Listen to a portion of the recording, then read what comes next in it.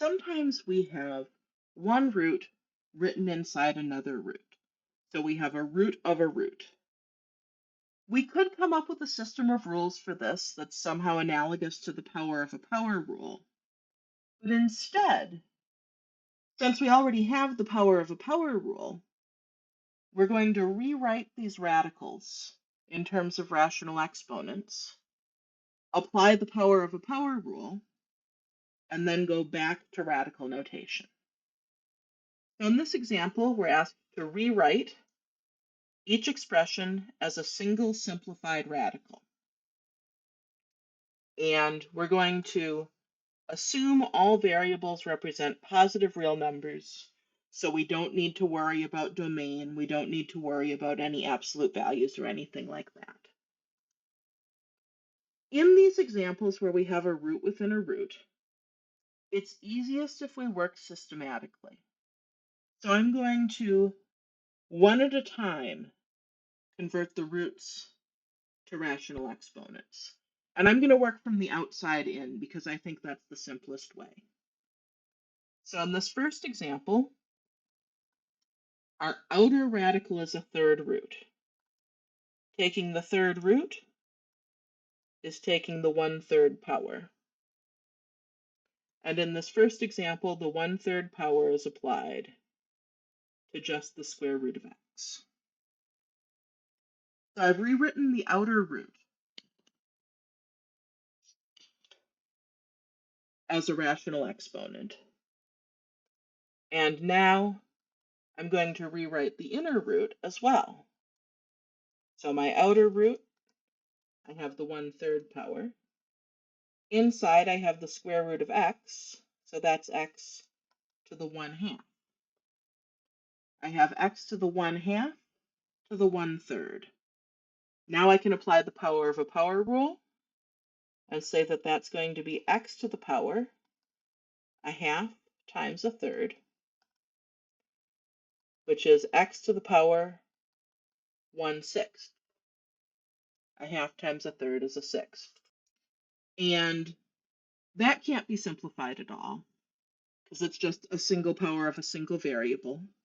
Our last step is to just go back to radical notation. So the 1/6 power is the 6th root. This is the 6th root of x.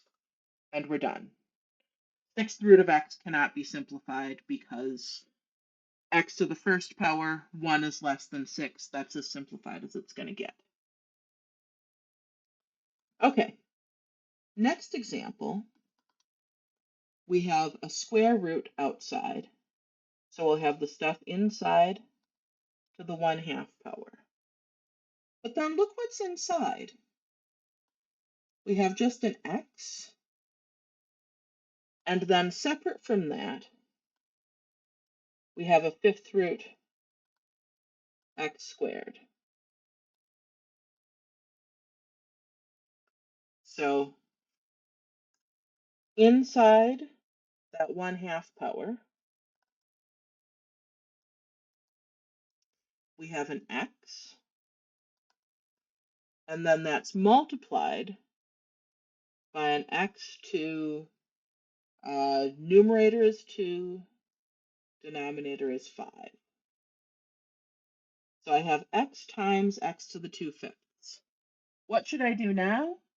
I think the easiest thing is to work out what's inside the parentheses first. So inside the parentheses, I'll have x to the power, right, just x is x to the first power. So I'll have x to the power 1 plus 2/5. So inside the parentheses, I have x to the power 7/5. Okay, now I've simplified what's inside the parentheses. Next, I'm going to apply the power of a power rule. So I'll have x to the power 7/5 times 1/2. So that's x to the power 7/10. Again, I have just a single x here, so I can go directly back to radical notation. The denominator becomes the index, so I've got a 10th root. The numerator becomes the exponent. I have 10th root x to the 7th. That radical also cannot be simplified because 7 is less than 10. Okay, one more example, and what's inside the radical is a little bit more complicated again. But again, I'm going to start with my outside radical. That cube root is going to become the 1/3 power. Inside there, I have a 2x, and then I have a square root of 3xy.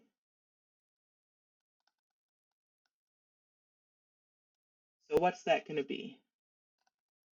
So inside the parentheses, I have a 2x, and then I have a 3xy to the 1/2. And that whole thing is to the 1/3 power. What can I do about this? Well, that 1/2 power is going to apply to each factor in there. So that's what I'm going to do next.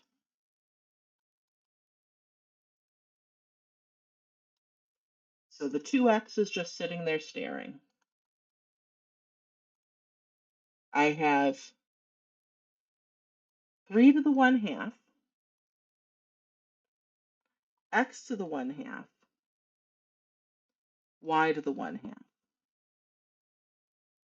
That whole thing to the 1/3 power. Well, I can combine these x's, I guess. I'll have 2 times 3 to the 1/2. Those feel like they should come earliest. Times x to the 1 plus 1/2 times y to the 1/2. And that whole thing is to the 1/3 power. So that's 2 to the 1st power, 3 to the 1/2 power, x to the 3/2 power, y to the 1/2 power, all to the 1/3 power. Okay, and I think that those are all of the bases that are the same. So now I can just apply the 1/3 power to everything. Let's see what happens. So I'll have 2 to the power 1/3, 3 to the power 1/2 times 1/3, x to the power 3/2 times 1/3, y to the power 1/2 times 1/3. And then that'll give me 2 to the 1/3, 3 to the 1/6, x to the 1/2, y to the 1/6. Okay, what do I do with that? Well, my overall goal, remember, is to write everything as a single radical. To do that, I need to put all of my exponents in terms of the same denominator. What denominator could I use? Well, I have 1/3, I have 1/6, and I have 1/2. I think 6 is a multiple of all of these, right? 1/3 is 2/6. 1/6, of course, is just 1/6. And 1/2 is 3/6. So I can write all of my exponents as some number of sixths. So 2 to the 2/6, 3 to the 1/6, x to the 3/6, y to the 1/6. So that means that's 2 squared times 3 times x to the 3rd times y to the 1, all to the 1/6. That's going to be the 6th root of 2 squared times 3x to the 3rd y. Finally, working out the coefficient, 2 squared times 3 is 12. So we're left with the 6th root of 12 x to the 3rd y. Okay, so partially because of the numbers, partially because of all of the different powers, that got a little bit hairy. But all we had to do was follow our nose. All we had to do was think at each step, what can I combine? What is my goal? Once we had everything combined that we could combine, we just needed to refocus on our goal, getting a single radical. And that told us we needed the same denominator in all of our fractions. Notice also that we didn't combine the numbers until the very end there. We just worked with powers of primes exactly as if they were powers of variables.